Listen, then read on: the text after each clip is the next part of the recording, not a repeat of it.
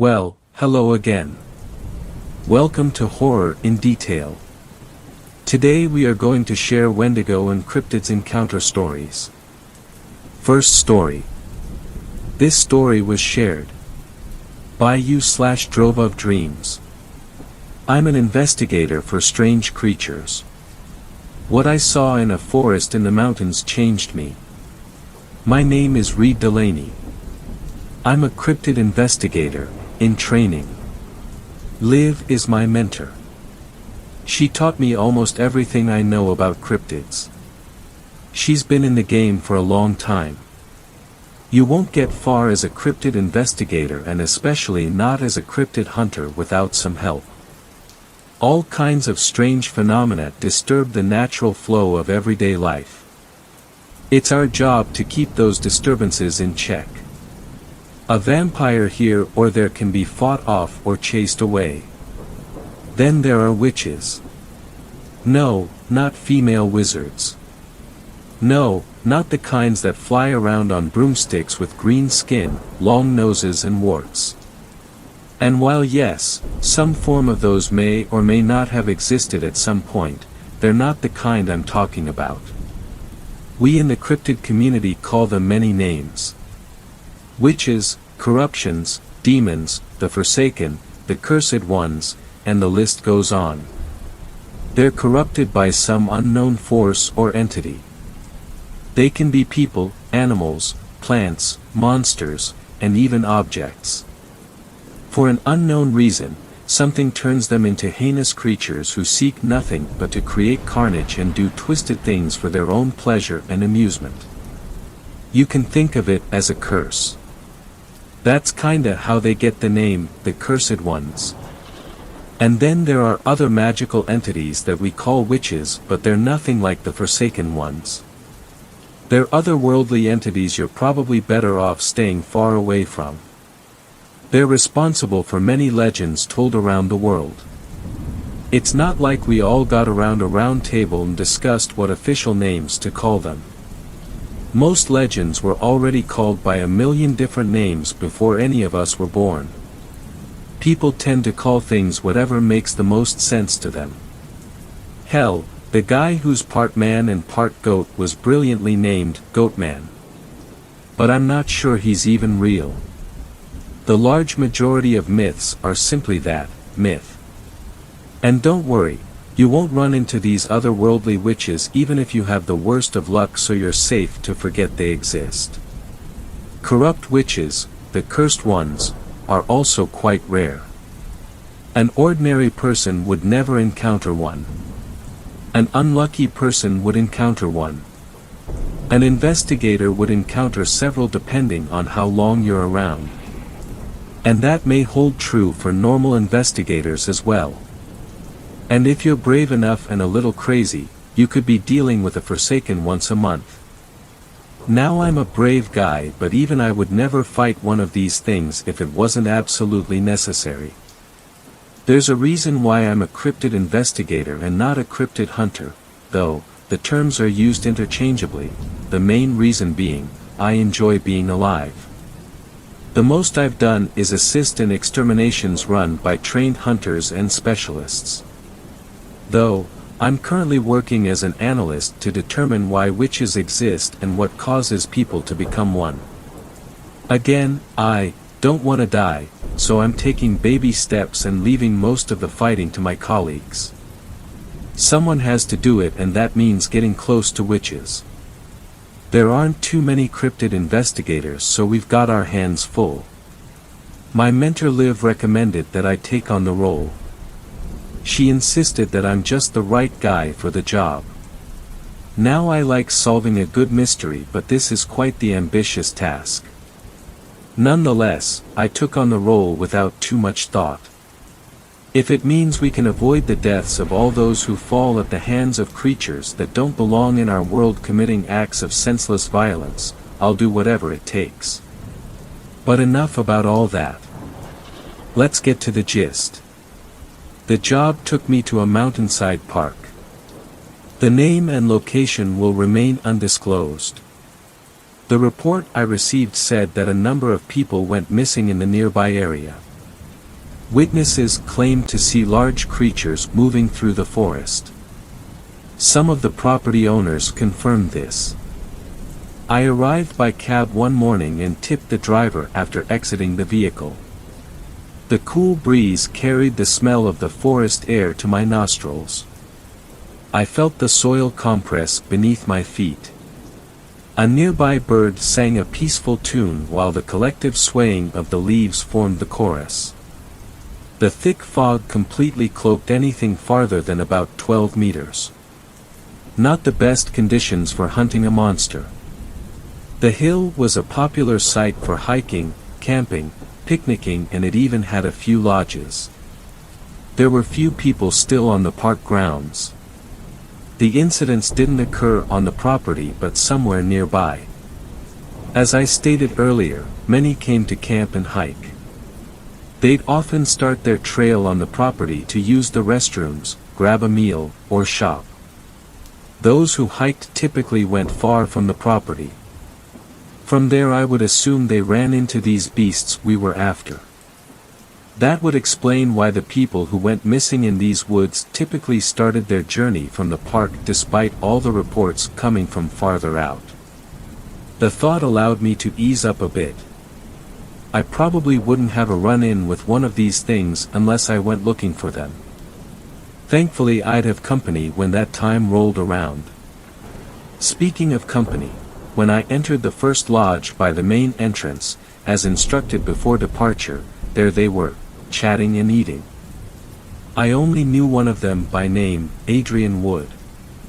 Adrian was a cryptid researcher in the UK. Unlike us, when he started, he was just like any other cryptid enthusiast and conspiracy theorist. I don't know what happened to lead him to his breakthroughs, but he quickly grew accustomed to the creature underworld. He led a division full of powerful hunters before they even established a connection with the, I guess you would say, official underworld. Over time, they'd built a good name for themselves and had fully integrated into the creature community. That was the start of his heyday. Adrian became a hunter, and with his allies, he began purging the world of its beasts one by one. From what I heard from Liv, it was the golden age of monster hunting. But it came to an abrupt end when one day a witch hunt went less than smoothly and claimed the lives of 13. Many of whom were just as famous as Adrian, if not more. Cara Strong, Kareem Hall, Snake Eyes, The Weatherman, and Damian Lacey, to name a few. Adrian saw me and waved me over. He was an older guy, maybe in his early 40s, and tall with blonde hair and brown eyes. He wore an inviting smile as he waved me over. The other three turned their attention to me. "You must be Reed. I've heard a lot about you.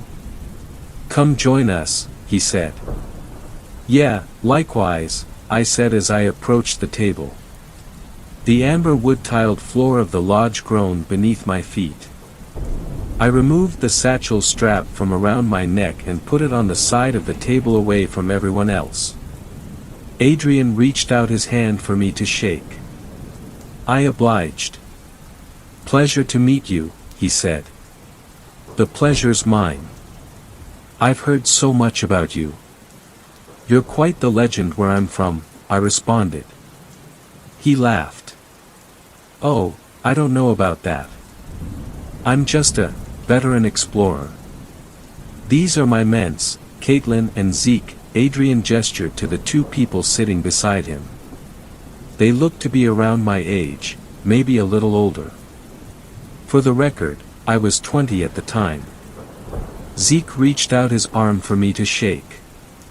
He was an average height, Latin American guy with thick curly black hair and a trimmed mustache. "Yo, nice to meet ya," he said in a sort of silly way. "I'm Ezekiel, but call me Zeke. Or call me Mr. Z. Well, don't call me Mr. Z yet. I'll need to become a legend like Adrian first, but when I do, refer to me as Mr. Z when you're telling stories about me. If not, just call me Zeke." He was so casual that it caught me off guard. For a guy about to fight monsters, he didn't seem all that worried. I guess my puzzled expression was misinterpreted because he followed up by saying, "I'm just playing. If I become a legend, you know, that's cool, but if I don't, it is what it is. I have bigger priorities. I wouldn't be here risking my life for a reason like that." His last sentence reminded me of one important thing for any cryptid hunter to remember. Your life is always on the line. There's never a guarantee that you or the people with you will make it out alive. The realization lowered my spirits. Especially since Zeke was already leaving an impression on me, I didn't want to see him or any of the others suffer an unfortunate fate. It's often the ones that don't take things too seriously that wind up not making it far. However, I know better than to underestimate people. With a little more prying I could learn more about the guy and what drove him to become a hunter. Adrian shook his head and let out a sigh. His expression was the kind you'd see a teacher make when a student asks a question about something that was just answered. "And you're Caitlin?" I asked, turning to face her. She stared me in the eyes for a moment before smiling. I wasn't quite sure what to make of it. "Have we met?" she asked. "Not any time I can remember," I answered. "Strange. It feels like I already know you quite well," she said peculiarly. I didn't know how to respond to that. Adrian laughed. "Quite the eccentrics we have here," I said. I hope we didn't make a bad first impression, but best to put your true character on full display, I always say," Adrian commented. "Can't argue with that sentiment," I responded. I turned to the other man. A tall dark-skinned guy who looked to be in his early 30s or even mid-20s. His facial expression told me that he was worried or concerned about something. "You can call me Jay," he said before I even got a word out. "Sorry, I'm in a hurry." "Well, first of all, I'm the one who called you guys out here. The police wouldn't help, figures, I wouldn't want to deal with monsters either. But I'm desperate. I don't know what your little group here can do if I'm just being real. I don't even have guns, but I'm not the professional, so I'll let y'all do my thing and help you out however I can. I keep a few on the grounds just in case. If you need one, let me know. I don't really care if you have a license or not, just do what you gotta do so more people don't go missing," he said. "It may not be the best idea to have guns during this sort of thing. But we appreciate the offer." "We'll keep it in mind," said Adrian. "Now that everyone's here we should go over the objective though," Adrian said. I had only just arrived after a long drive and would have loved to get settled in first, but I didn't voice my concerns. I'd have time to rest later. We'd be staying for several days if necessary, though the goal was to be done in less than a week or two at max. This also served as a great opportunity to potentially discover a new type of cryptid. We couldn't hypothesize what it was based on witness descriptions. "Mr. Reed, I'll let you take it from here," Adrian said. Zeke followed by commenting, "Hit it, Reed." I quickly snapped out of my thoughts and stammered, "Oh yeah, well first off we need to gather all the necessary information to make sure we're all caught up there on the same page." "J, is that J as in Jay or dash, first initial," he said, cutting me off. "Right. Can you tell us again everything you know about what's going on?" I asked. "Yeah, of course. I've owned this place for almost a decade now. We got a bunch of spiders, but I've never seen any monsters. Until a few weeks ago," Jay said. He looked uncomfortable. There was a brief pause. "When folks started going missing near here I decided to do something about it myself. Can't have any harm coming to innocent folks on my watch," he said. I'd begun to notice a change in the atmosphere. I searched all through these woods and found nothing but spiders, spiders, and more spiders. The farther out I went, the more spiders there were. Cellars, wolves, hobos, funnel spiders, the works. They started getting bigger and stranger. I only realized later that I didn't run into any other critters for a long time while I was out there. Then the trees started to shift left and right and look all mangled. My first thought was that maybe some natural gases were affecting the trees and driving away the animals. But I am never heard of anything that can morph the trees in that way. Jay was breathing heavily at that point. But then I remembered, I wasn't there to investigate some trees or some spiders. I was investigating disappearances. If there was some kind of gas making people disappear, then I was probably breathing it in. If it was a chemical affecting people, that would explain why they all claimed to see weird creatures. But they wouldn't all hallucinate the same thing, right? That's when I saw something from the corner of my eye. A kitten sticking its head out of a bush. I don't know how it got there, but I couldn't let it stay in the woods alone. I got down nice and slow, not trying to scare it, and used my best calm voice to try to coax it out, but what came out wasn't no ordinary kitten. It had 8 legs.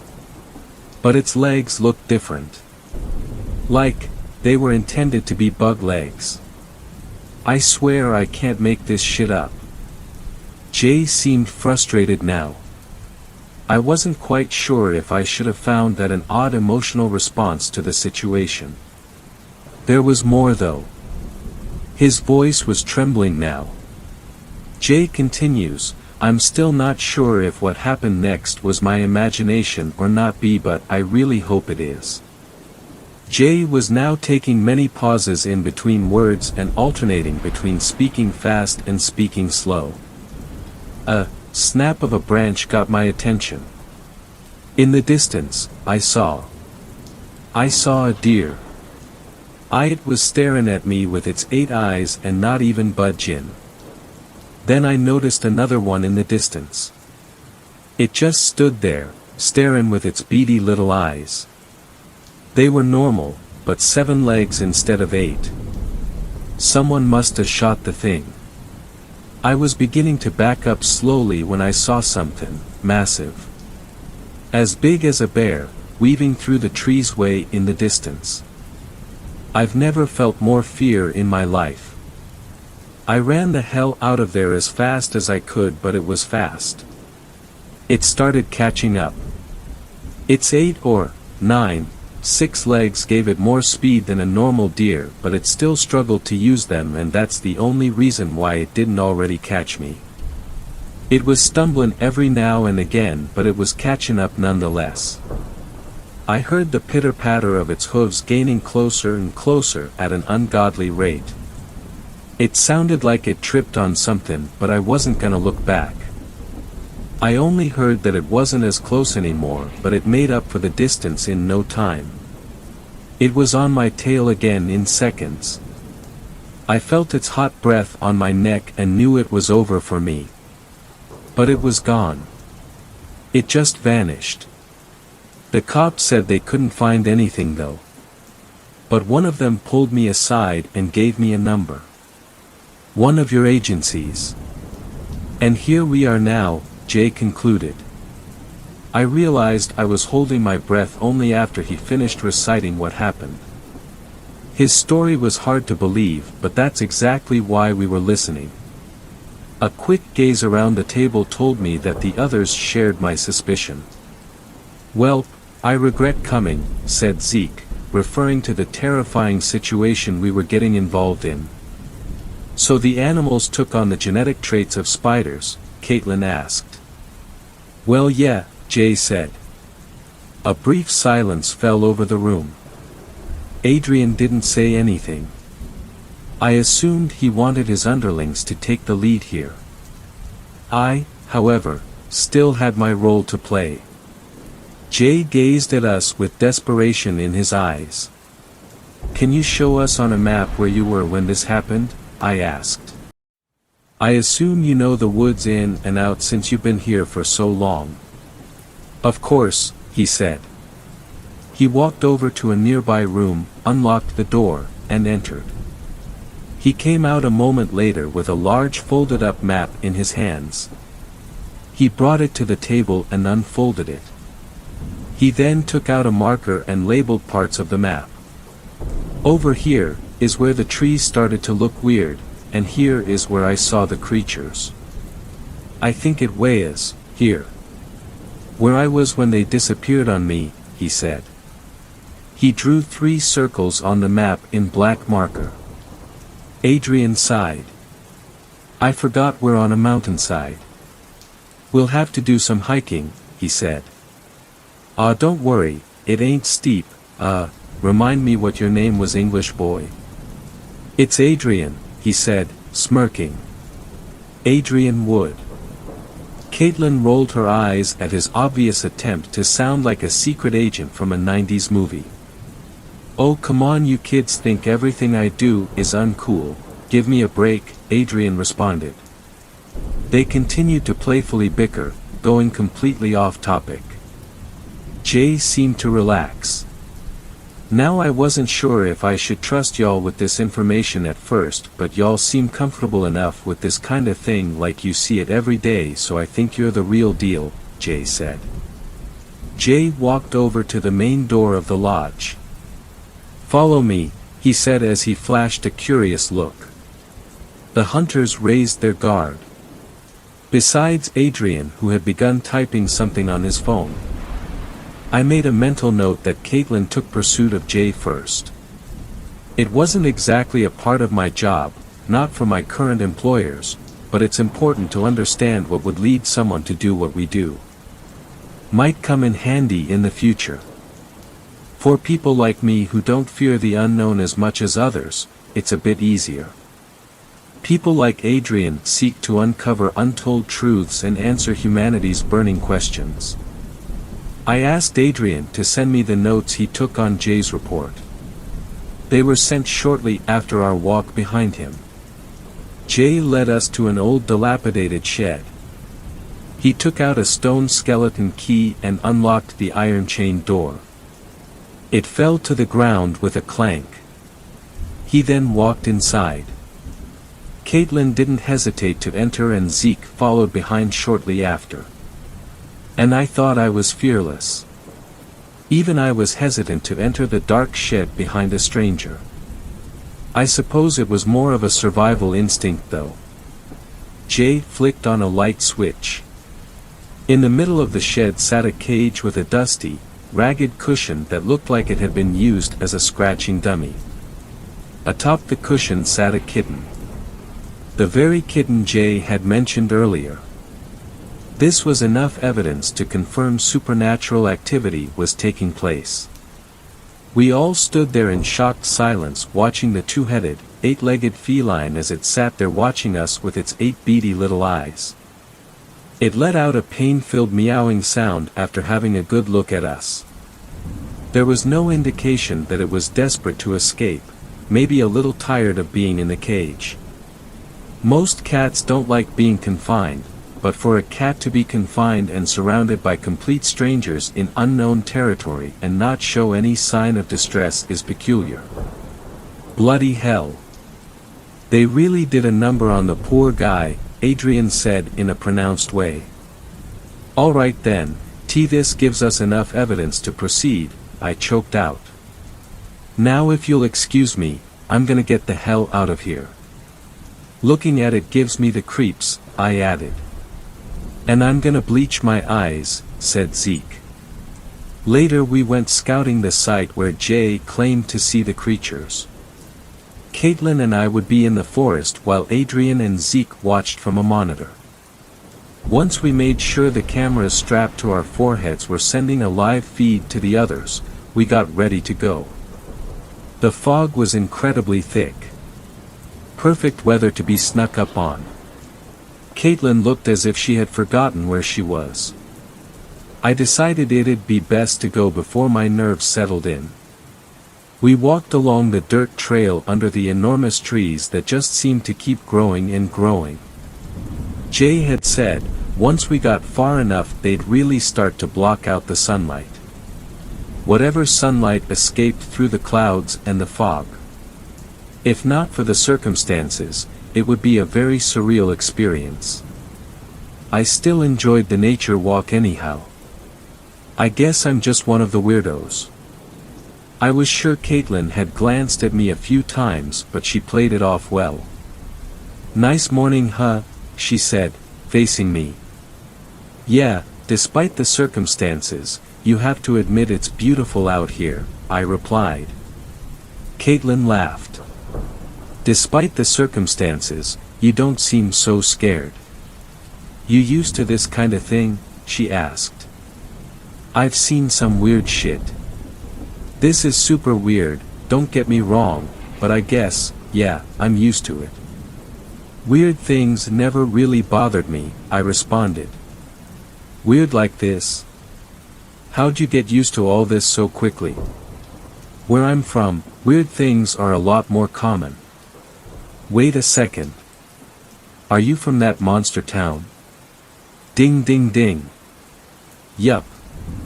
Briar, home of the cryptids. I don't know why, but something draws them in waves. It's not so bad though. If you know how things go around there and mind your own business, nothing bad'll happen. We have a saying that goes, if you don't go looking for trouble, you won't find it, or some variation of that. Well, you must have gone looking for trouble if you saw enough to wind up with a job like this," she said with a grin. It was the most I've seen her interested in anything all morning. "Tell you what, I'll tell you my story if you tell me yours," I said, hoping to learn more about her. She fell silent and her expression ceased. "Or, we don't have to," I said awkwardly, trying to salvage the conversation. "Shoo," she said, gesturing towards something in the distance. I looked in the direction she was pointing in anticipation, but I couldn't sense anything. "Adrian, Zeke, are you getting this?" she said. I had almost forgotten they were listening and watching our camera feeds. "No technical difficulties on our end," Adrian responded. The sound of Adrian's voice coming from the earpiece startled me and I stepped back onto a twig, causing it to snap. The sound caused something to stand up and gaze at us from the direction Caitlin had said it was in, a dirty blonde woman. Something was off about her though. We couldn't see her full body, but she stood quite tall at well over 8 feet. Her body seemed almost disproportionate to her height. Her eyes were dead. What was even more apparent were the large, hairy, spider-like pincers on her face. I'd never seen anything like it. They say the worst fear comes from things that appear to be human but aren't quite or not entirely. This was no exception. My heart was pounding and I broke into a cold sweat. A powerful, primal fear made itself known and did not want to be ignored. Then the unexpected happened. Caitlin stepped forward. I snapped my head toward her, shocked at the implication of what she might have been about to do. Before I realized it, I was slowly backing away. I tried my best to creep back to my senses as Caitlin took another step forward, causing the woman or thing to back up. The thing made a bizarre sound I can't really describe well, but it was something like a deep gurgle echoing through a cave. I reached inside my coat pocket and took out 3 large pens. After quickly examining them, I raised the silver pen up to my mouth with my left hand and held 2 identical black pens in my right hand. I took a moment to calm my nerves as I steadied my hand. After taking a deep breath in, I released it and a dart flew out with a very distinct whizzing sound which made Caitlin turn her attention toward me for a second before turning back to the spider. The spider woman didn't have time to react. It hit her right in the vein of her neck. I'm no combatant, but weapons always come in handy. Tranquilizers make it easy to catch a target without having to sweat, and you could always use them in self-defense. Beats dying by a long shot. My other 2 pens are connective knives. The spider woman struggled to let out a cry of agony. She charged forward, revealing massive spider legs over twice the size of her upper body along with the body of a spider. She looked like a cellar spider, otherwise known as the daddy long legs. Her legs seemed to be moving on their own. The spider-like body charged forward, dragging the human upper body with it. From a closer range, I could see that the human part of it had bold hazel-brown eyes. It charged at me, but Caitlin used the opportunity to drive her knife through 2 of its pencil-thin front legs, causing it to fall to the ground.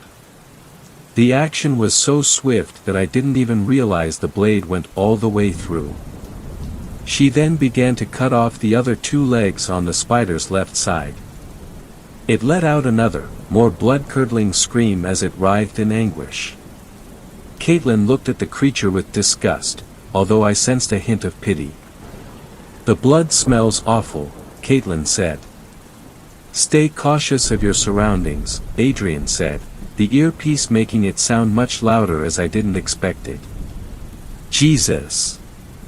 You almost gave me a heart attack," I exclaimed, peering around to make sure nothing else was around. We were in the clear. All that was left was to figure out what to do with the spider woman. I looked at the poor soul for a bit longer than I should have. "You know, you wear your thoughts on your face," she said as she approached the woman, still gripping her blade. "I can't help it, that's a human being. Or at least used to be one," I said in defense. "Good to know you still consider that a human," she responded. All of a sudden the creature shot up with its remaining 4 legs and, while off balance, cartoonishly bolted away at a speed that shouldn't have been possible given that it was missing half of its limbs that were already extremely thin. And just like that, it was gone. Not a very climactic encounter, but one to be noted. It went further into the forest and we didn't bother chasing after it.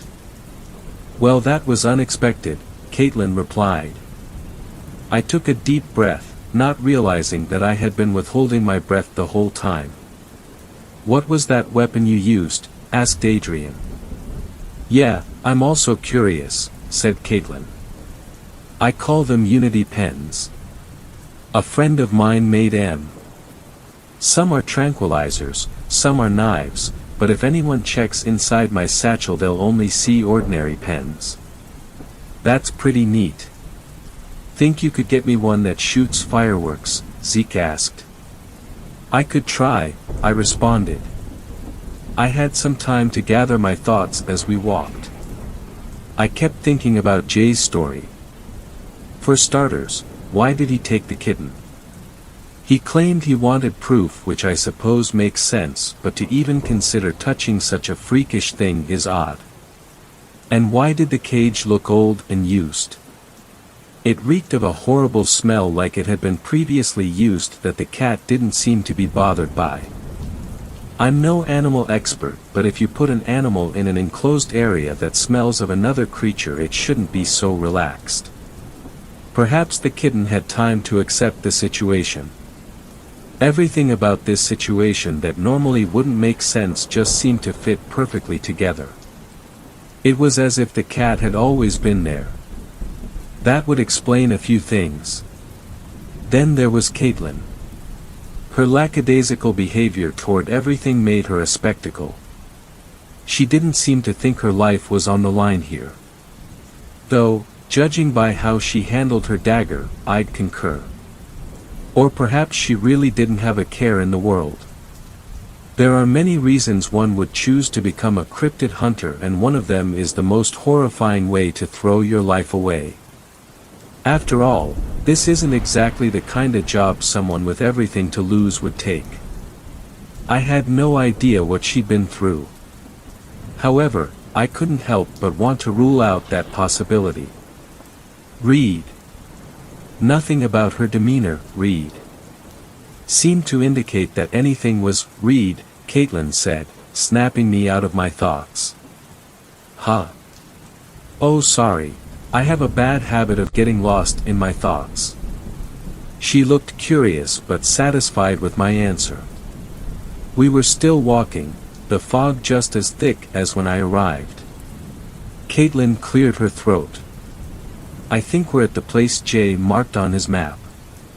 I can tell that there are more monsters nearby. But I don't see the trees he mentioned, said Caitlin. It sounded like Caitlin was going to say something else but caught herself. I made a quick mental note of it, wondering if she could have possibly been hiding something important. Though, there was a good chance it was nothing and I was just overthinking.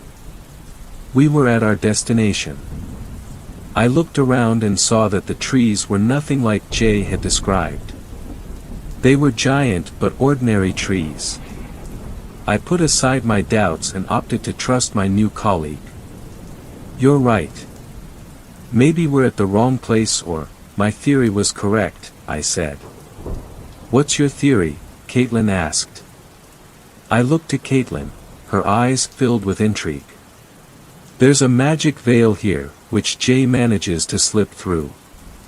Her intrigued expression ceased and was replaced by surprise.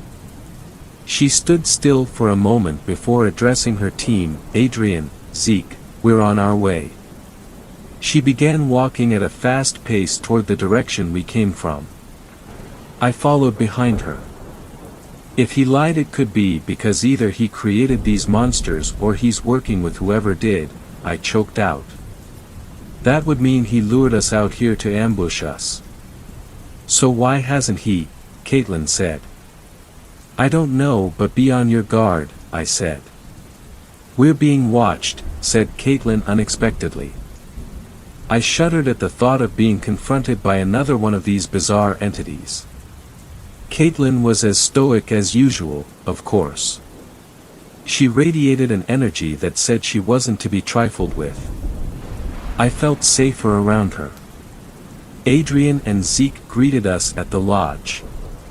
Now we had a few words for Jay, thankfully we had his cell number. Jay had provided us with a private lodge. It had a cafeteria, lounge, staff room and 10 guest rooms. Quite a big place for only the 4 of us. We heard a few knocks on the main entrance door every so often and had to pretend the place was empty. We all gathered in the lounge and called Jay. The red wool lounge chairs looked a little too fancy to be in a place like this. Adrian took out his cell phone and dialed Jay's number. Jay picked up. Hey. Adrian, was it? How's the job going? Jay said. Things didn't go according to plan. We arrived at the location you marked on your map, but we couldn't find the warped trees. We're heading back out in a bit, but we just wanted to be sure you sent us to the right place, Adrian said. Oh, I'm pretty sure. When you get to them tall-ass Douglas trees it should be along the path. I know I didn't make no mistake. Might have been gases after all, messing with my mind. But I swear it was right along the path. You can't miss me, said Jay, apologetically. Well, we did happen to find several monsters in the area, so we must have been going the right way. Perhaps some other forces are at play here. We'll get to the core of this. But first, is there anything you're not telling us? Adrian said. Jay didn't respond. Caitlin piped up, this only works if we can trust each other. Jay now responded, then let me ask y'all something. How did y'all get in this business anyway? Monster hunting.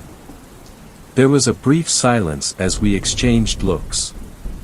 We all instinctively looked to Adrian, our senior, for how to proceed. He gave a sort of daring look, as if to say be careful how you proceed, sticking to his decision to let the juniors take the lead. Though I figured my next action would work out for all of us. I guess you can call it chance. I was just at the right place at the right time. I was at a low point in my life and someone came along to pull me from my despair and put me on the right path. She gave me a chance to make a living by helping people in ways others can't. And if you don't mind being traumatized, the benefits are amazing. I said. The others looked at me with a mix of emotions, most notably surprise. Another silence fell over us, only to be broken by some background noise on Jay's end of the call. Some people just look really hard until they find something that wants to tear their head off, said Zeke. My confusion was short-lived as Adrian bellowed a mighty laugh. He was soon joined by Jay and then Caitlin. I'll be back tonight at 7. We can talk then. Just keep doing what you're doing. I gotta run, said Jay. And with that he hung up. Adrian sighed. Well, he's an awfully dodgy character, isn't he? He said rhetorically. For sure, chimed Zeke. Got any ideas, Mr. Detective? Zeke asked. If he was able to pass through a veil, we just need to get in the same way he did. That or we find another way in which will be difficult unless one of you happens to be some kind of mage, I said. So what do we do? Zeke asked. I thought for a moment. Let's just kill all the bastards on the outside, Caitlin pitched in. My eyes lit up. Adrian smirked, revealing that he had the same revelation I had. We can enter the same way they do, I exclaimed. Of course. Why didn't I think of that earlier, said Zeke. Right then.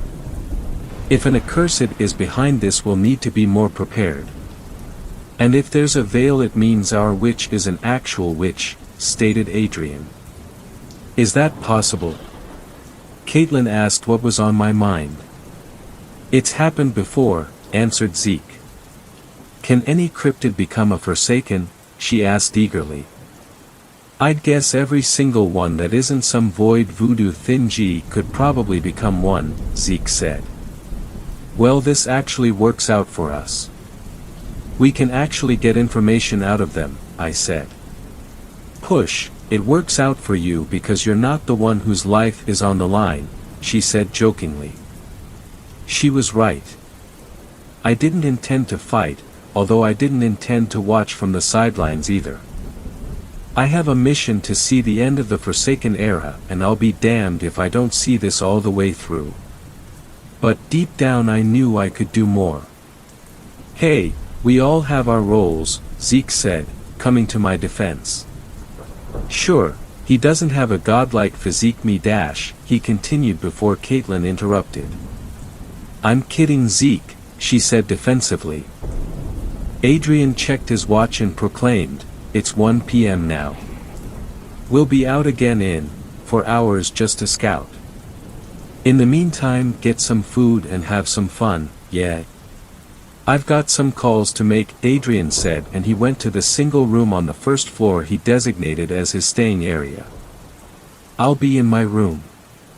Just call if you need me, said Caitlin. Want me to get you something to eat? Zeke asked. A drink would be nice, but take your time, she responded. I'll get you something anyway, I know you'll just end up eating all my snacks, Zeke said. She was about to protest before showing a face of defeat and acceptance. That's fair, she said. Yo Reed. I'm gonna take a look around the place and hit up the plaza. You wanna come? Zeke said invitingly. Yeah, sure. I was about to do the same thing, I laughed. We stepped out into the coat of fog. The sky was still gray but the fog was starting to disperse. The cool breeze brought with it the smell of maple and pine. We took a tour around the retreat. Aside from the nearby shopping district, there wasn't much to see other than plants and insects. After looking around and only finding an alarming number of spiders to hold our fascination, we decided to head to the shopping district. Zeke and I debated whether we could call it a plaza or not, which he suggested it was. It was a community of small shops scattered around a wide area beside a main road. We browsed a few trinket shops before heading to the diner. The diner was a fair size. I swung the door open and a bell sounded above it, the kind that alerts employees and store owners when someone enters the facility. The pleasant aroma of coffee and tea wafted from behind the counter. Mellow jazz quietly emanated from several radios stationed overhead. There was a certain air to the place that just immediately puts you at ease. I could feel the stresses of the day beginning to melt away as we entered the diner. The fog persisted through the evening. "Good afternoon," said the person behind the counter, a chubby, young woman with long, black tied-back hair sporting an orange apron with the name of the diner emboldened on it in black. "Table fare too?" she asked. "Yes please," replied Zeke. "Would you like a booth seat?" she asked. "That would be splendid," he replied matter-of-factly with a smirk strewn across his face and nudged me with an elbow. "Detectives need their privacy," he remarked, only loud enough for me to hear. "I'm not a detective," I said. "Follow me," she said, grabbing a couple of menus. She brought us to a table at the side of the store near the corner and beside a window with the blinds down. As we were about to take a seat, I noticed something that made all the stresses of the day start to creep back into me and my heart sank in my chest. Sitting at the booth. In the corner right next to ours was a young woman with dirty blonde hair and hazel brown eyes. Second story. This story was shared by u/Reflexy0n. We found a dead Wendigo on my grandpa's property. For those involved in dealing with cryptids, if any of you are reading this, why do you do it? Other than the money, of course, I feel a lot of you do it for the rush. The adrenaline. But where's the line drawn? Where does exhilaration evolve into panic? Don't get me wrong, a little risk-taking is food for the soul, but so many factors can go wrong in any situation.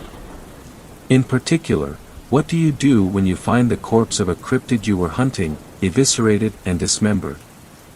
When the abrupt realization hits you that there's a bigger fish?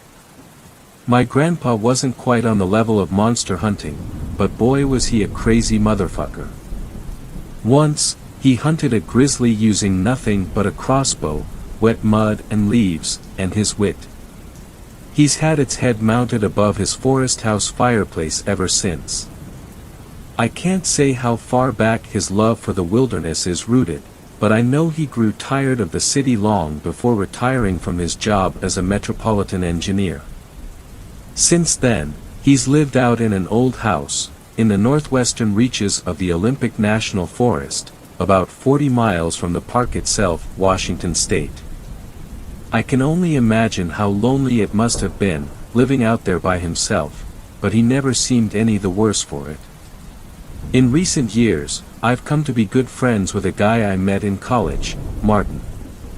I could see the same fire in his eyes as my grandpa's when it came to the outdoors, always pestering me to come with on camping trips, going fishing, hunting, you name it. It was a no-brainer bringing him along for a visit to my grandpa's. Honestly, I feared they might get along too well, and Martin would never return with me. In the end, it didn't matter, because both of us have been ingrained with a morbid aversion to the woods since that day. Martin was particularly eager this time, practically vibrating in the passenger of my Jeep. Last trip, Grandpa promised he'd show him the ropes of skinning in pelts. Martin often went on about how he'd feel sitting affront a roaring fireplace with a great deerskin rug laid out beneath it. My motivation was simply to check up on my grandpa. He hadn't been responding to my attempts at contacting him for the past week, so naturally I was a bit worried. We ran into a problem early, driving up the long dirt road to my grandpa's. Rounding a corner, I slammed on the brakes, seeing a slew of fallen trees lying across the road. Damn! What happened here? Martin exclaimed. There haven't been any storms recently, right? I sat with my hands 10 and 2 on the steering wheel, lost for words. No, it's been pretty clear weather round these parts since March. Weird. Shutting the engine off, I hopped out of the Jeep. The only sounds were the leaves, flittering in the mid-spring breeze. Nature's white noise. We were a little over 2 miles away from the house, an easily walkable distance. Grandpa had enough equipment that we didn't need to bring much of our own, so our bags were light. I had my phone, a flashlight, water, spare clothes, and my utility watch strapped around my wrist. My plan was to get up to Grandpa's, and come back down in his truck to chop up the fallen logs with a chainsaw. We thought it would be more fun to go through the woods alongside the track. A long dirt road means only boredom, after all.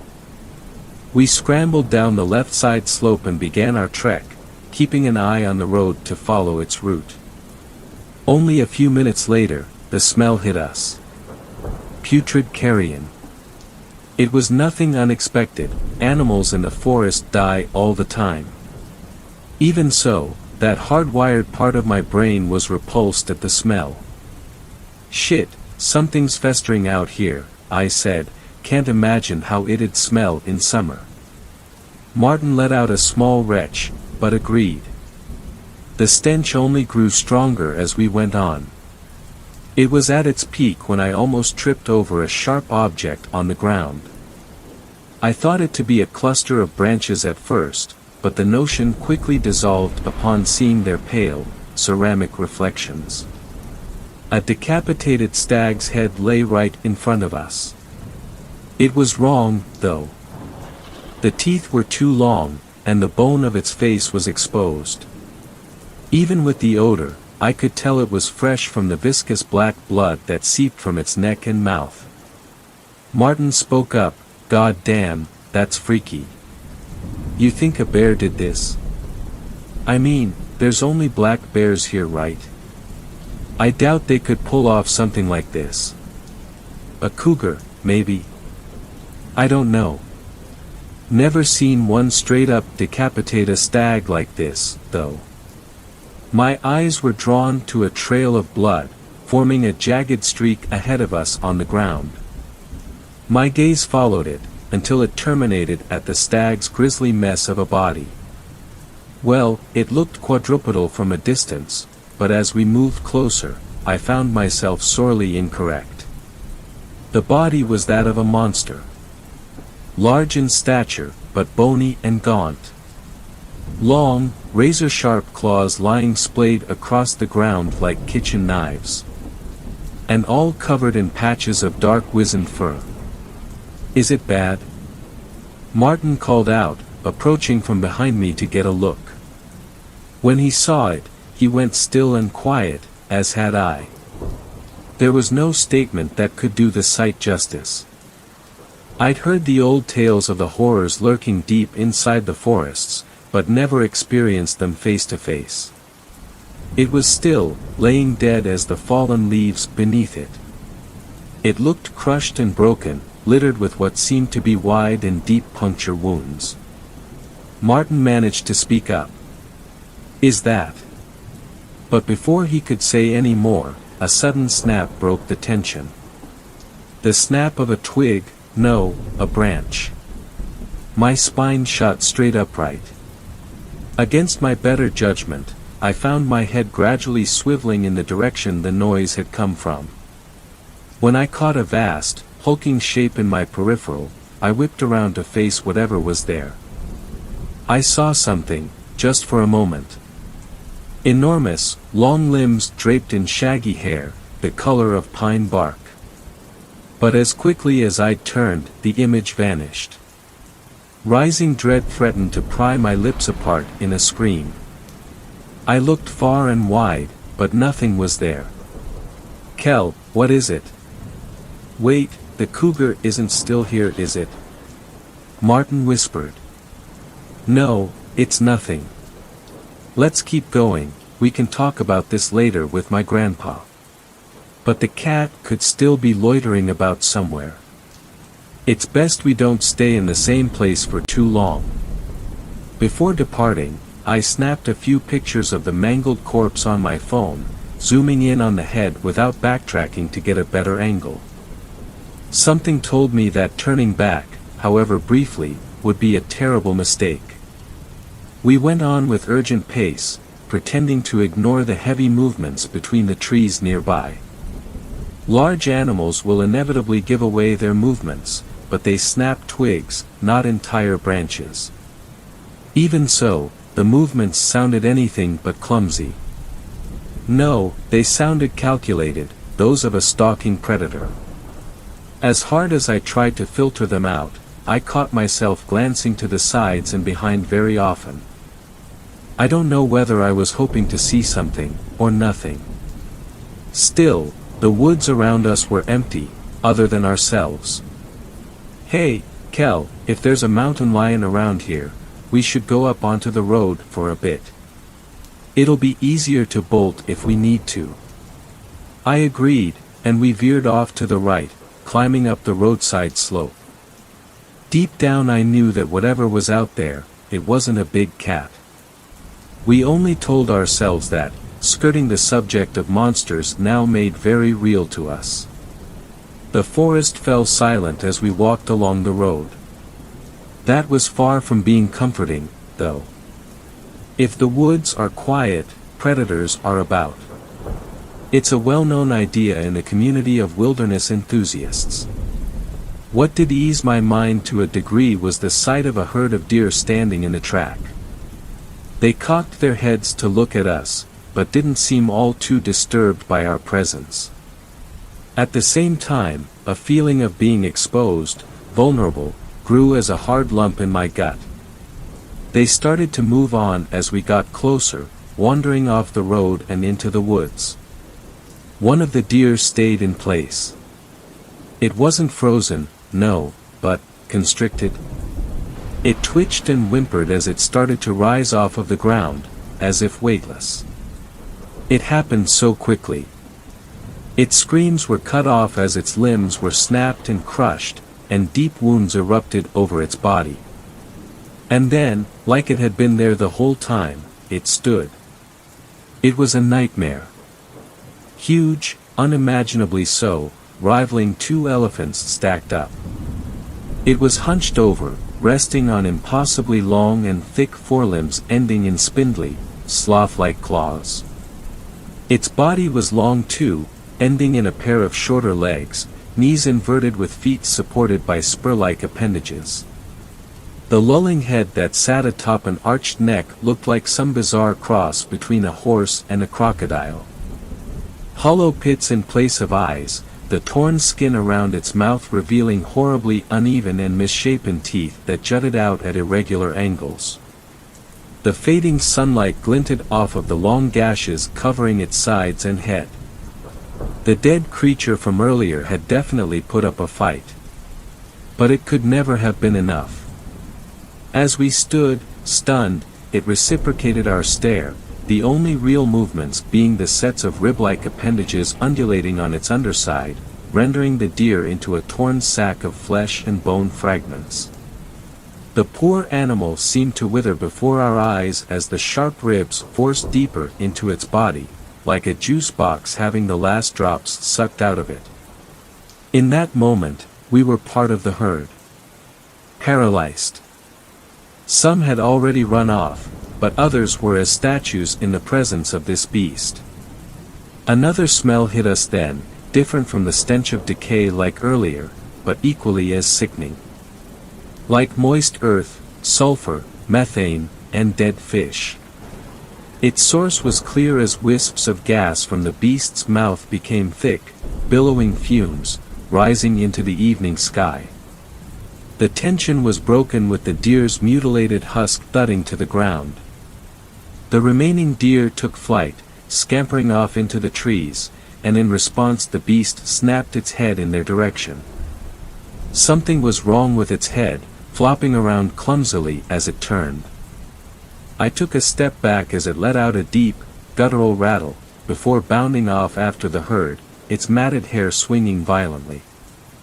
It splintered a tree as it went, but was totally unfazed by the impact. We waited until its thundering gallops faded into the quickly darkening night before saying anything. What the fuck, what the fuck? What was that thing? Martin sputtered, tears welling up in his eyes. I don't know, man, but we have to get to the house before sundown. I have a feeling our chances at escaping it are little to none in the dark. Are you crazy? We have to go back. I want to get as far from this place as Padash. What about my grandpa? We can't just leave him here with that thing. Martin didn't look over to me, but wasted no time disagreeing, starting his jog up the road. We were already over halfway to my grandpa's house, and even if we wanted to escape, it would be a menial task for the creature to smash the Jeep off-road. The solitary light in the distance looked like the gates of heaven. It radiated safety. But I knew we couldn't continue out in the open, completely exposed. I looked down to my utility watch, making a mental note of the direction of the house, north-northeast, before grabbing Martin by the arm and leading him off the left side of the road. Nature's cruel irony manifested in the steepening terrain and the thickening brush. The house's light quickly faded, leaving us with only our bearings to navigate. I thought we might have gone off track for a terrifying moment, but I saw the column of smoke above the distant tree canopy that could only be from my grandpa's chimney. Come on, this way. As we neared, no light became apparent. Maybe he'd already gone to bed. I could only guess with his lack of communication.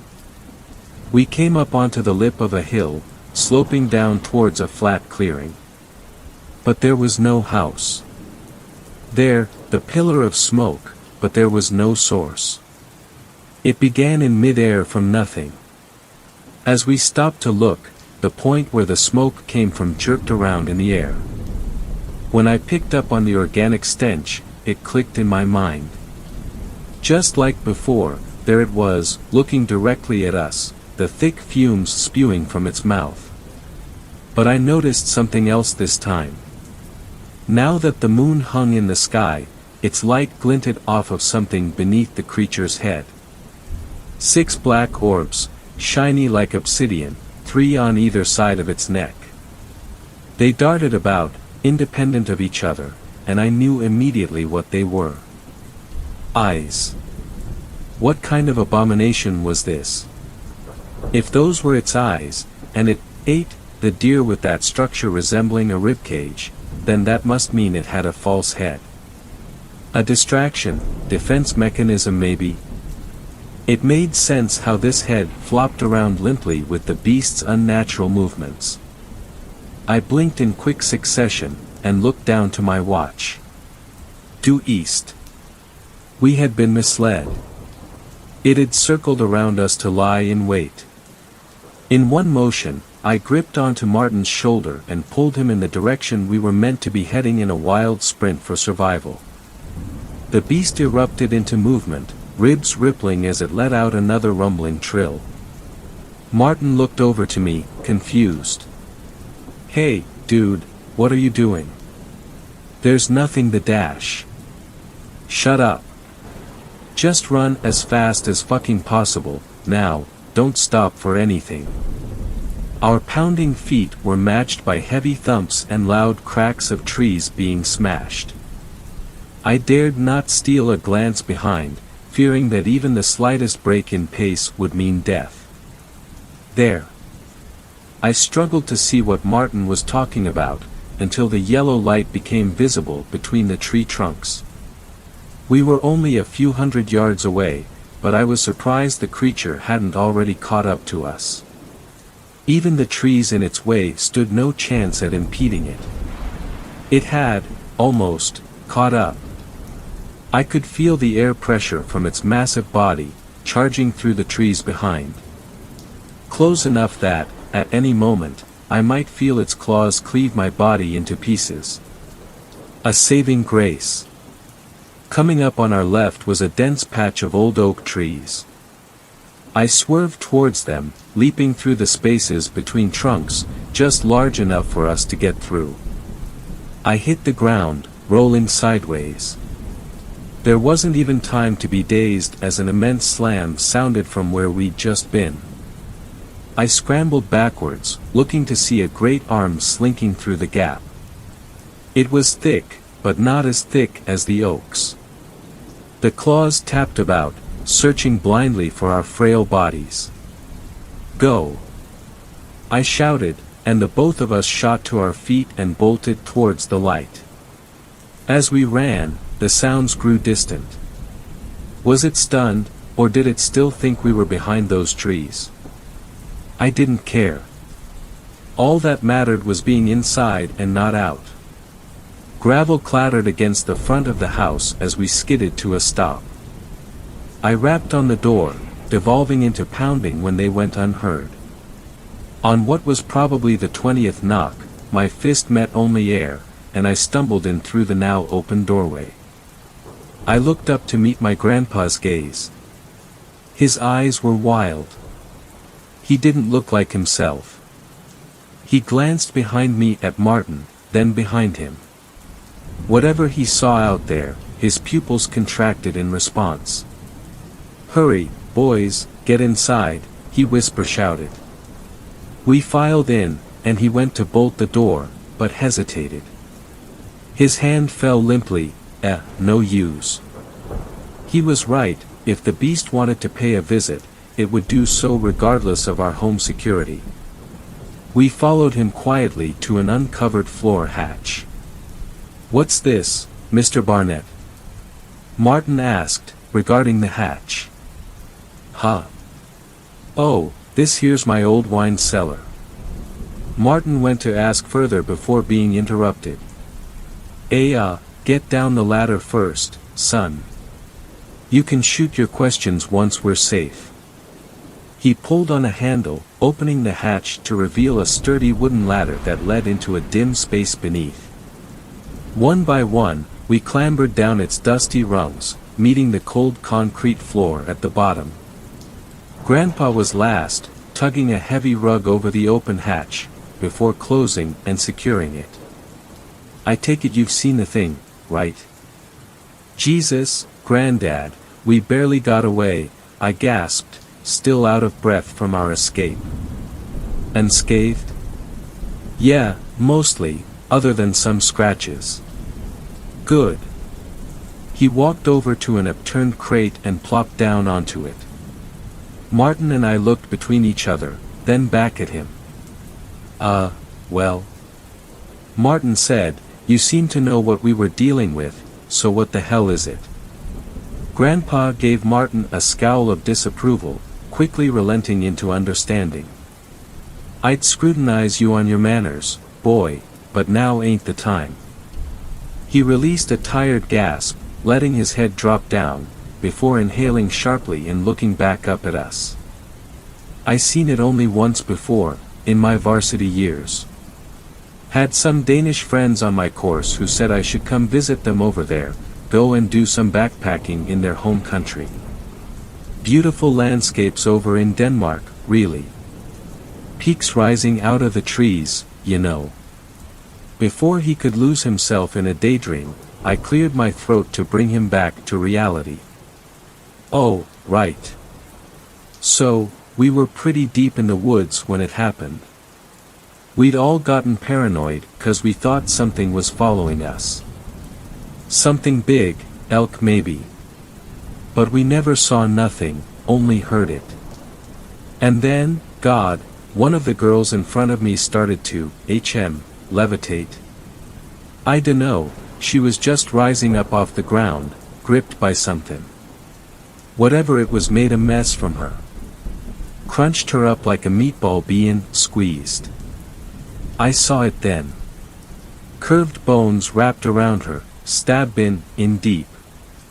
Ain't never gonna forget the sight of it, it's like a stain on my mind. We saw the same thing, Martin piped up, only it was a deer. Looked like it sucked everything out of it when it was done. Yeah, I can't say I know how it works. You can only see it if you know something's there. If it's there. Anyway, we ran as fast as we could back down the trail, and we seemed to lose it. The whole time there was this rancid stink though, eggy and earthy. Ugh. We wound up back in the town we'd started from, went straight to the police station and reported it. Apparently all they found was a little chunk of meat, piece of thigh or something like that. One of the other guys told me about the tale later on. He brought up the smoke we saw rising out of the forest, when we were back in the town. An old Danish legend went that people through history seen smoke columns in the woods, and most who went to check it out never returned. They said it would move around, not like how a fire would spread, but like it was wandering to and fro. Damn, that's a horrible story, Grandpa, I said. It doesn't help us figure out what it is though. We already know the stuff you've just told us. Well, he replied, I'm sure it's got many names, seeing how it can just pop up where it likes. But I only heard it called the scorcher. Means chimney beast, if I'm remembering right. That makes sense. We thought we were seeing the smoke from your chimney, but it led us right to it. Kel, Grandpa sighed, this house ain't even got a chimney. Martin looked over to me, scoffing, then back over to Grandpa. So it lures people in like that? Sure, but I don't think it means to. I'ma take a gander and say it started up with the fumes after it ate that deer. Yeah, I replied. Whatever that thing is, it ain't from here. It ain't from anywhere on the planet, I think. It eats something, then starts giving off smoke. Waste product from digesting, I'd guess. So, shit gas. Martin chuckled. He always was able to find a way to lighten the mood in dire situations, even if just a little. I looked up at the monochrome ceiling above us, mulling over what Grandpa had said. I remembered how this whole thing had started, and pulled out my phone to bring up my photos. We found this after starting our way up to yours on foot. I have an inkling, but do you know what it is? Grandpa squinted at the screen, then took it from my hand. Scroll to the right, that's only the head, I said. His silent focus was only punctured by the dull taps of his finger on the screen. Recognition lit up in his eyes, his head bobbing up and down. Well, I'll be damned. Wendigo, right? I asked. I gotta say, never seen one around these parts before, but then again I was never looking for one. I doubt you need it, but keep that as a reminder for what this beast is capable of. I put my phone back in my pocket, sighing and letting my chin drop into my hands. In any other situation I'd be shocked to find out such a creature was real, but not now. This is all great, Mr. Barnett, Martin said with quivering uncertainty, but it doesn't help us. What are we gonna do? What can we do? I don't know. Well, I have a stupid idea, but it's just grappin' at straws. Anything over sitting here and waiting to die, Martin breathed, staring off into space, anything. Grandpa looked up toward the basement window, the only source of natural light in the room, what little of it remained. Well, I was checking my traps out east from here, about 700 yards into the woods. Only, when I got there, there was this smudge. I don't know what to call it, but that's the best I can describe what it looked like. It was like, looking into it, I couldn't register what I was looking at. Hurt my eyes after a while. Never seen nothing like it. Was after that I started seeing the scorcher, so. He trailed off, like he was struggling to find the words to say. So, what? I pressed, leaning forward in anticipation. Again, this is guesswork, but I think that's where it came out from. I threw a rock into it when I was there, but ain't hear it hit the ground. Like it went someplace else. If we can just lead it back there, just get it to go back in dash. Wait, hold on, I interrupted, shouldn't we call someone? Police? The damn army? What you think'll happen to the cops when they come out here, huh? What's a chief and a rookie in one police car gonna be able to put up against it? And good luck convincing US military to send out Marines. You'd be lucky if they thought it was a joke. I shut my mouth, swallowing my next words, allowing Grandpa to continue with his proposition. Either the beast leaves, or we die. I'm not even gonna talk about trying to drive away, you seen what it does to the trees. Stealth might work, but it's better at that than we are, big as it is, and I don't want to risk either of yous losing your lives. His last remark sent a chill down my spine. He'd said nothing explicitly, but I already began to understand what he meant. Granddad, you. Don't worry about me, champ. I got something, but you gotta listen closely. Both of you. Martin and I set our full attention on him. I wanted to hear his plan, but I really hoped it was going to go a different way from what I was thinking. Now, I want to make this clear before anything else. I'm going alone, and you boys need to sit tight and do as I say. My heart dropped, plunging into the stone-cold sea of despair. Are you crazy? No, I have to go with you, I dash. Grandpa cut me off, shushing me. As I say, he commanded. I knew he was right, but in the face of loss my thoughts wrestled against the idea. Okay. Now I'm gonna call you when I'm a ways off, alright? You have to pick up, and stay on the call with me. It's vital you keep your attention on my voice. I need both of you to be brave for the next part. I need you to make as much noise as you can. Martin's eyes bulged in fear. Won't that just get us killed? I haven't finished. That's only up until I call you. When I do, you shut up, and you hide in the darkest corner of this cellar, okay? I was heaving for breath now, cold beads of sweat budding on my forehead, but I closed my eyes and stilled myself. Why yeah, okay. Good. Once we're connected, I'll start dash.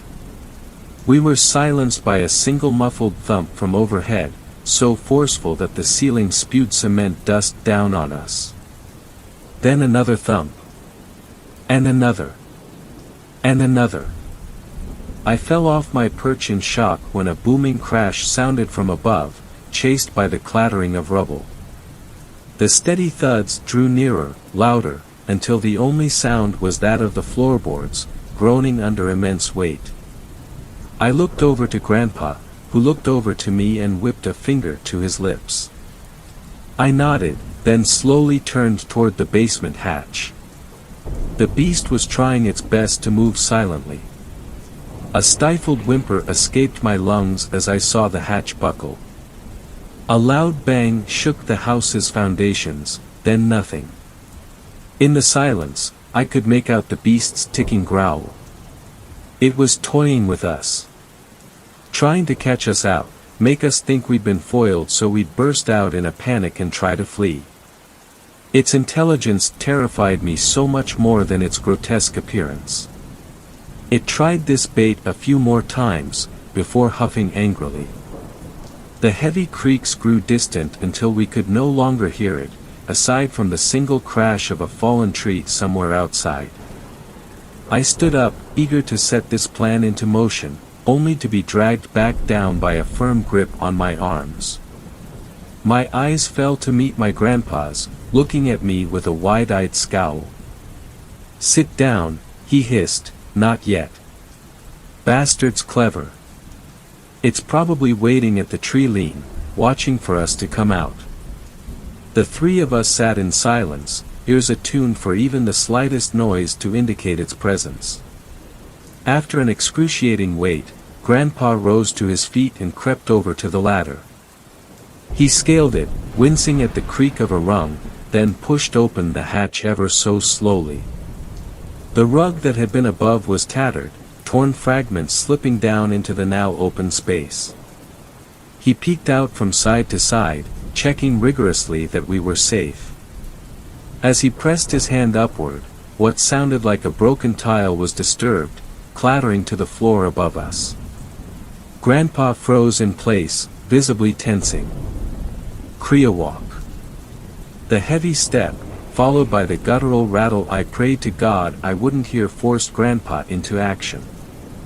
He pushed himself off of the ladder, tucking and rolling to the floor, right before the hatch was slammed by immense force, cracking it and warping the hinges. Grandpa shot to his feet, adrenaline far outpacing his old age. He glanced around wildly at the floor, before looking up at us with newfound determination. Ah, shit, damn it. Change of plans. Martin, distracted. Make some noise. Kel, give me a leg up to the window. Martin's jaw fell open, and his breathing quickened. Fuck, he yelped, pressing fingers into his temples, but to his credit he turned toward the hatch and started up a racket straight after. Come get it, you fucker. You ugly sack of shit. While Martin was busy cussing out the chimney beast, Grandpa and I hurried over to the window and braced myself in a kneel, fingers locked together forming a foothold, where he planted a foot. 1, 2, 3 dash. I heaved him up, holding my posture while he unlatched and swung the window open. My body was already tired from running away, and Grandpa was heavier than he looked. Still, I hauled him up further until he was out past the waist, and he pulled himself out into the hazy night. I kept my focus on him as he turned around, refusing the urge to look as I heard claws cleaving away ravenously. All right, I'll be calling in a minute, he panted. When I do, tell Martin to zip. I love you, bud. You too, Granddad. My words latched onto him, fueling a forgotten instinct that slammed his heels into the forest floor and sent him sprinting into the trees, fading until he was merged with the dark itself. I was grounded again when Martin let out a shriek, and I turned to see him backpedaling from those spindly claws extending through the jagged hole that once was the hatch. A thick trail of blood smeared from him as he shuffled back, the same crimson that slicked one of the titanic claws. It got me, ah, God it hurts, he cried, flipping over and resorting to a belly crawl towards me. I rushed over and dragged him as far away as I could, but he flopped to the floor in shock when I released my grip. His calf was a mess of exposed, glistening flesh and bone, sliced through like warm butter. His mouth hung half open, but without a sound, so I rushed to build a cacophony in his place. As booming as I tried to make myself sound, I devolved into whimpering shouts. The beast's arm had reached almost halfway across the room, yet still it slithered further and further through the broken hatch, claws tick-tick-ticking around in search of our flesh. Backed up into the furthest corner alongside Martin, the monstrous hand grew closer. Slowly, agonizingly so. I only became aware of the incoming call from the vibration in my jacket pocket. It felt as if, somehow, safety lay in the act of answering my grandpa's call. My hand shot into my pocket and yanked the phone out, fumbling with the touchscreen and picking up. Granddad? It's so close, it's about to get us, do something, please, I wailed into my phone. Instead of a reply, a loud crack rang through the night, and then the phone. The beast's arm lurched backwards, freezing for a moment, before it tore out from the basement, peppering the floor with wood fragments. As simple a sound it was, I recognized it. His Black Hawk. He'd taken it with him. I don't know when he picked it up, he may have had it on him the entire time. Out the window, I saw the hulking silhouette barrel into the trees at speeds rivaling my Jeep in fifth. I jumped when I heard Grandpa abruptly begin shouting over the call. The words were indiscernible, blending in with the scuffled sounds of movement. I took the moment to take off my jacket, then my t-shirt, which I pulled tightly around Martin's upper calf as a tourniquet. "Hey, Kel," Grandpa said over the phone, sounding hollow and tinny, "make sure you keep up your aerobics. Gah, it sure as shit don't get easier with the years." I let out a half-hearted chuckle. "I will. I want to go hiking through these woods with you, camping, surviving off of the hunt." "I know you do." God, I do too," he said, stifling a sob. "You're gonna have to stay strong for your ma, okay? There ain't no chance I'm getting out this time. But you two are." I broke down then, thick watery streams lining my cheeks. "I'm going to miss you. So much, Granddad." But we had some good times." "Amazin' times, no. I sure as hell did. And, well, this is a pretty badass way to go out, right?" An unfamiliar comfort swelled up inside me, almost breaking through the tears. "Yeah. Alright, I'm here. The smudge. No idea what I'll find through there." I could hear the thundering beast across the call as it gained on him, its clicks and rattles too. "I'm going in. Promise me one thing, though." "Anything, Granddad." "Heh. You be good, kid, and make my daughter proud. That's all." A bizarre noise came from the phone speaker, something akin to the sound of a stone sliding across a frozen lake, followed by a splash that seemed to kill all noise. That dead silence was broken when a shuddering voice spoke again through the phone. "What the? Where are you?" I yelled, pleading for any small morsel of information he could provide. "I don't know, I'm in a pipe, I think. Some kinda glass tube. I can see everything outside. It's all there, all at once, there's more of these tubes, so many more, they're branching and splitting but."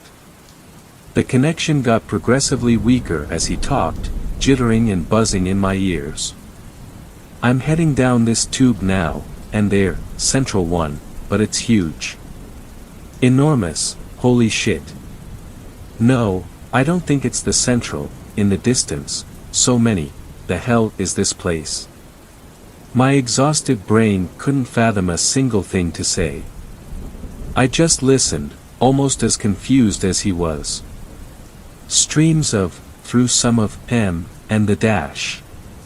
He was cut off by a tremendous splash, but the sound quality at this point made it sound more like a roar. I could only hear his whimpers, until that hissing trill crawled its way under my skin once more.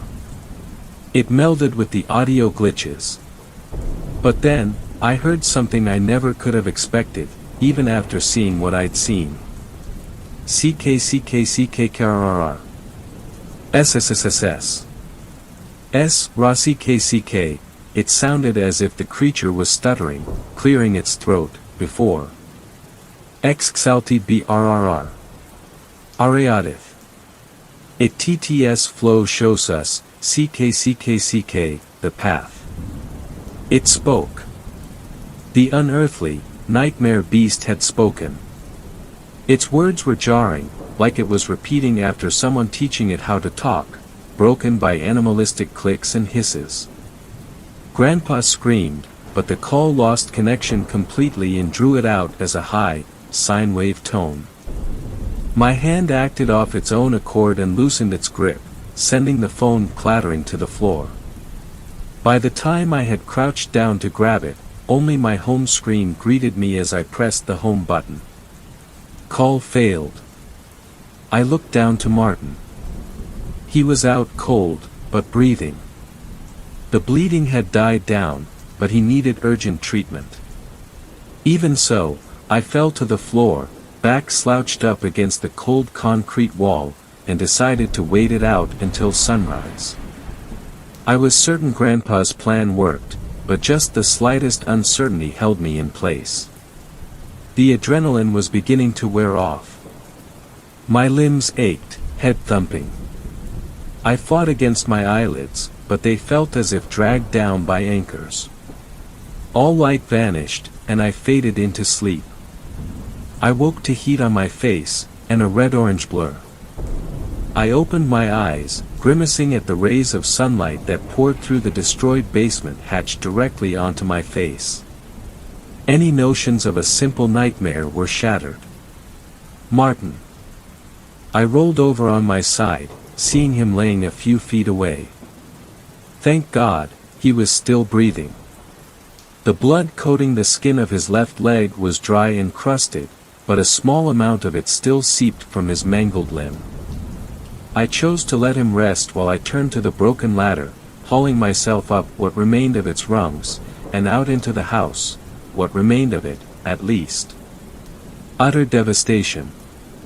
I do not exaggerate when I say almost the entire front portion of the house was gone. Wooden beams jutted out from piles of rubble and dust, but all was still.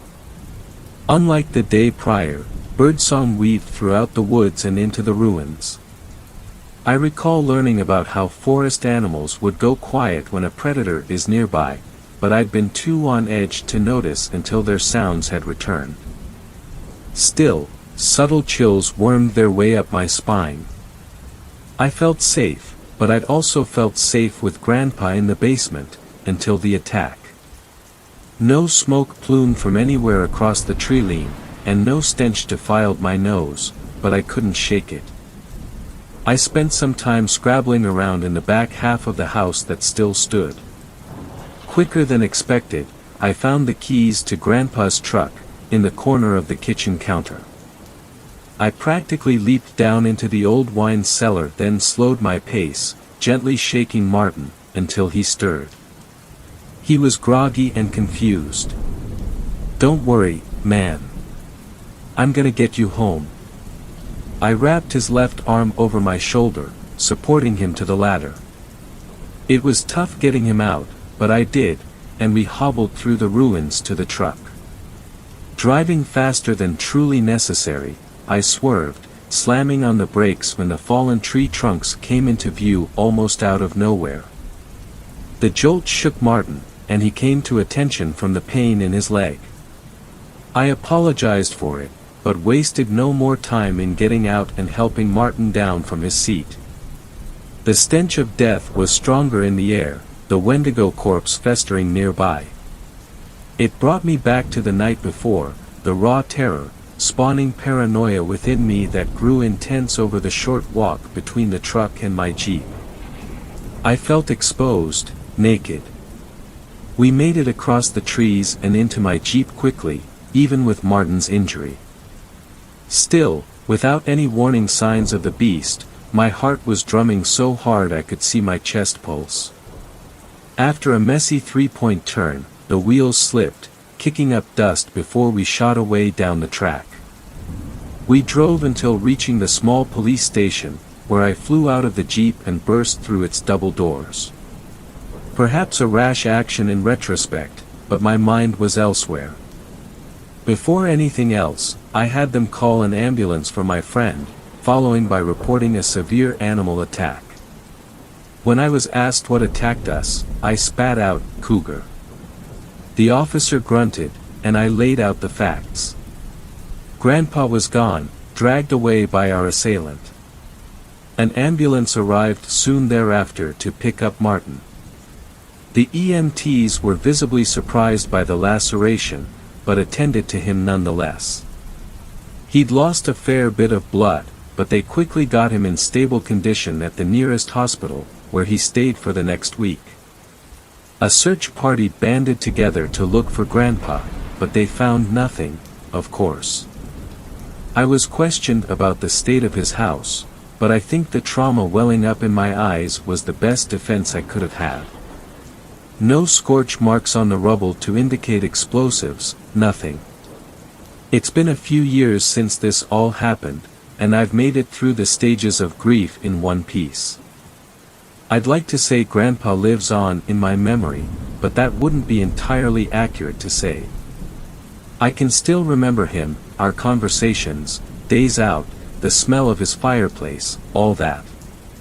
But no matter how hard I try, I can't remember what he looked like. That's to say, there's only an imperceptible smudge where he once was in any pictures I still have. I don't know where he ended up, some massive network of tubes, but I get the distinct impression that his grave lies elsewhere, in another place separate from this world. I'm eternally grateful for his sacrifice, yeah, but I can't help but think that it was only our lives that were saved from the scorestender. Are there more of them, or is it somehow able to relocate itself? Only my grandpa would have answers, but, yeah. Just in case, if you find yourself out in the wilderness and you see a steady plume of smoke rising from the trees, perhaps even smell the organic stench of digestion, it'd be best to call off the occasion entirely. Once it's on to you, well, I only hope you're as lucky as we were on the day my grandpa died. Third story. This story was shared by you/but they were gone. It's illegal to use Loveland Road. I know why. As I sat down to write this, I started to wonder how many of you may have passed through Alcon, Nebraska. I can't blame you if you don't remember. I'd wager I can count on two hands the number of visitors that stayed for more than a day in the whole time I've lived here.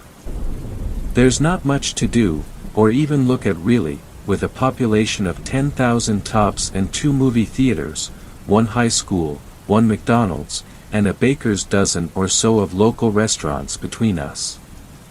But, I've of course always had a bias for the place I grew up, so I'd indignantly defend any snide remarks made about Alcon. The people are nice, there's little crime, and the high school's got a good graduation rate. What's not to like?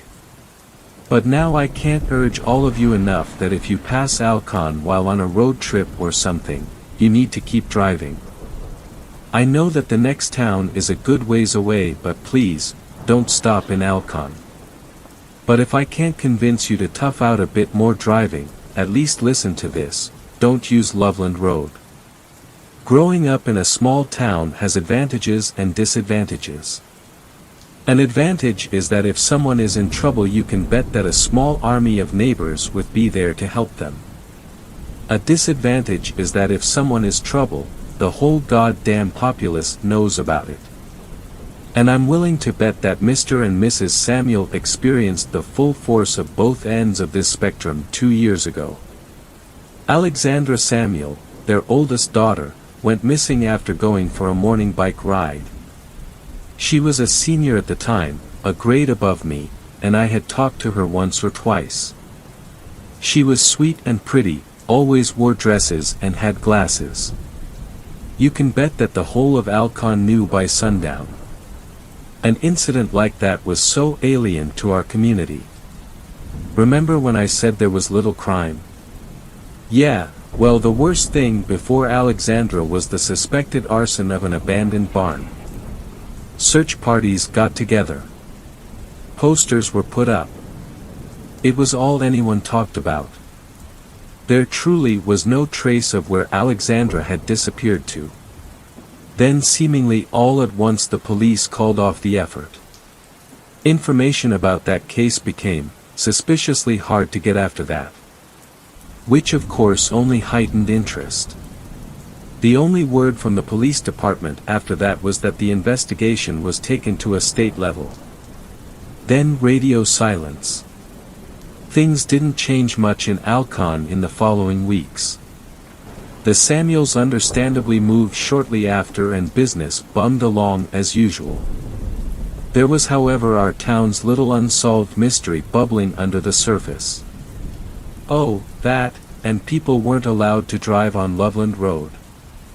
I was surprised that more people didn't notice any correlation of those two events. Maybe it was just that nobody knew that the second one even happened. Heck, I only knew because my dad had a bad habit of announcing quite literally everything in the newspaper during breakfast every morning. Here it says Alcon Council just ordered Loveland Road closed. Ha!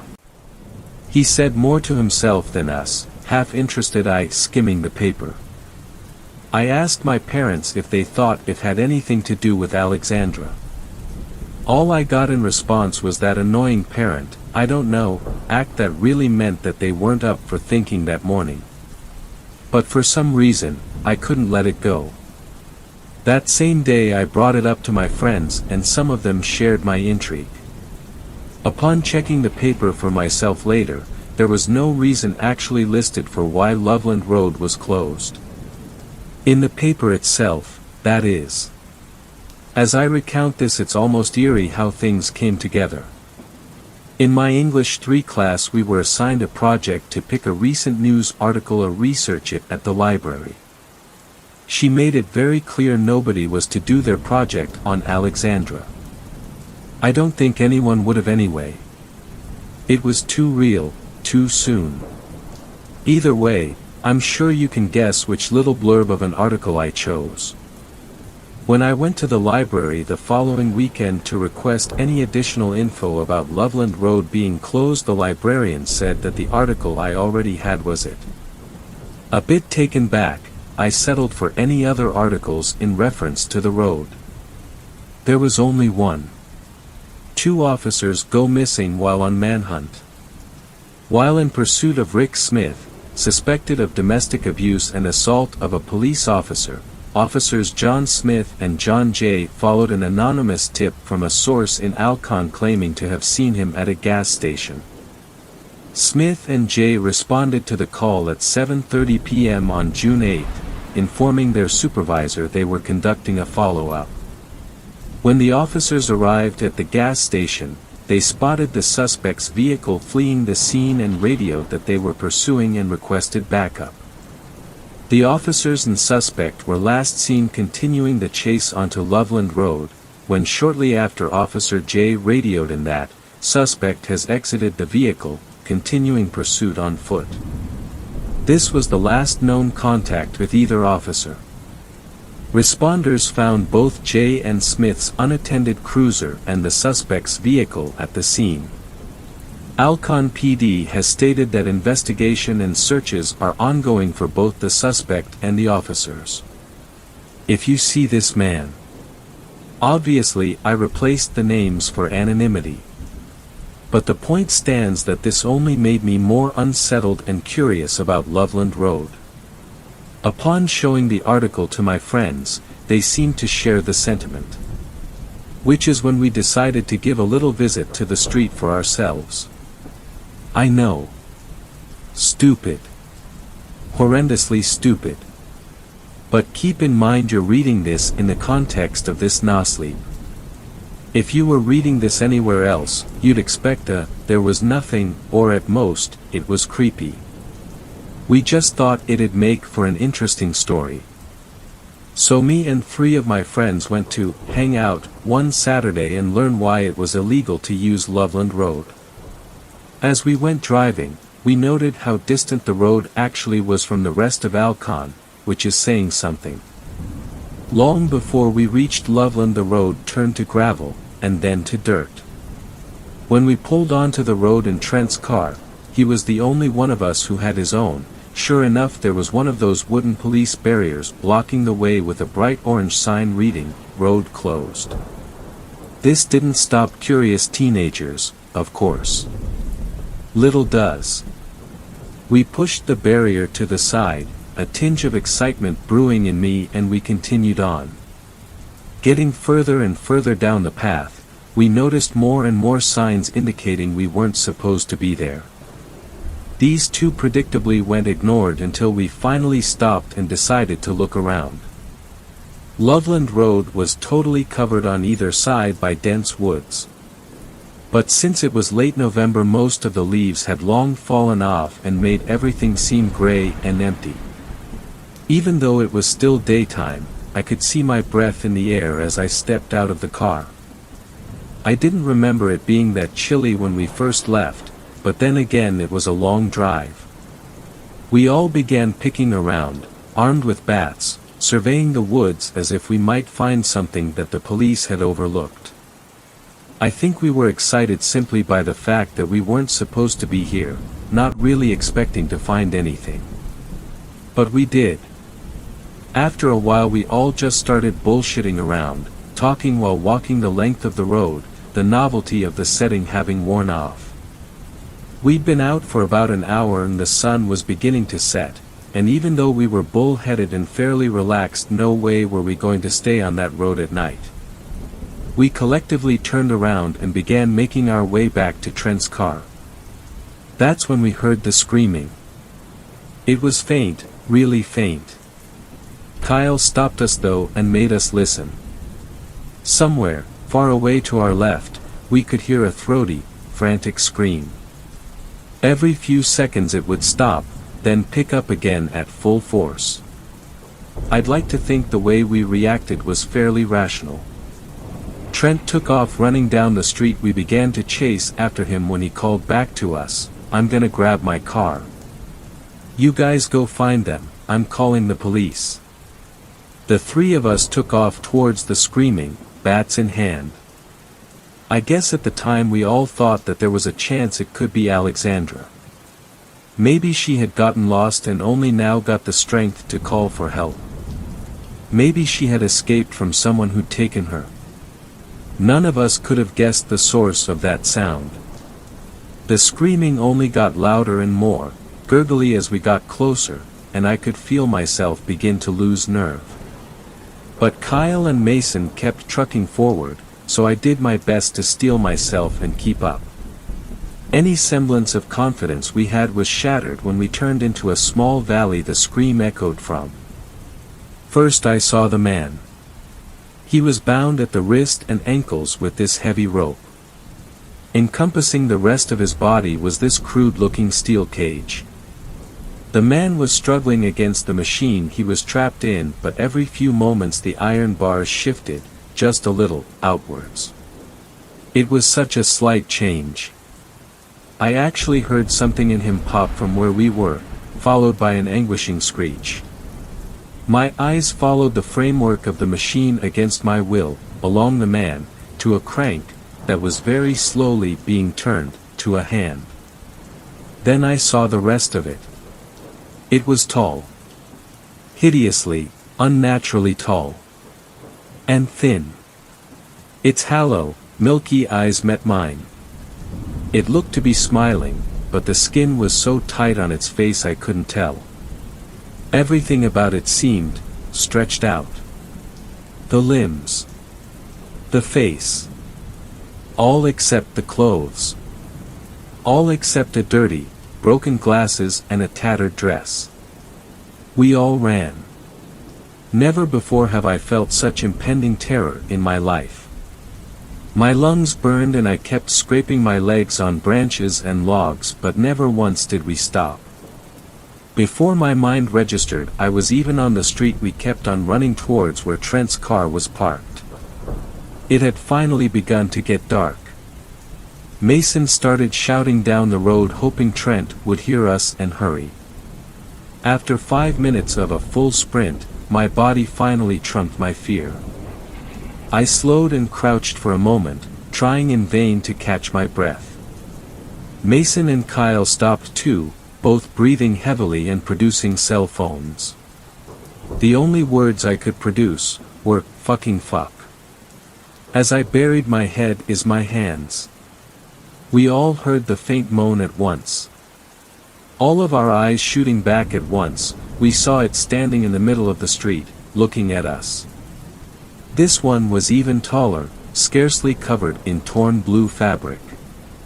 I pulled myself up and we sprinted straight into the trees in front of us. Knowing we couldn't run much longer, we tried to find a place to hide while Kyle dialed 911.